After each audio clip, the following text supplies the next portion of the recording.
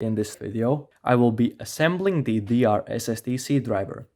The driver board I will be making is the UD2.7C driver, which was designed by Steve Ward, but as I could not find many of the SMD components, I will be making the THT version of it. So here we go. Here I have the PCB which I ordered, and I ordered it in this nice sexy purple color, and I'm sure we all can agree that purple is the best PCB color.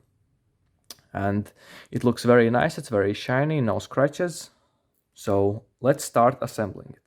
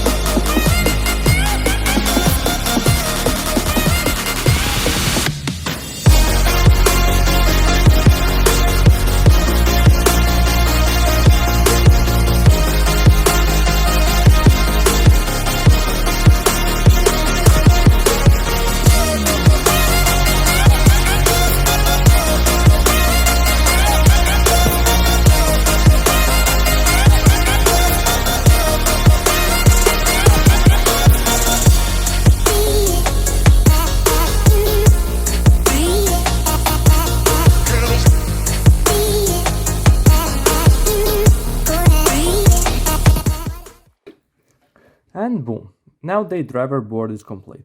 Thank you all for watching, and see you all in my next video.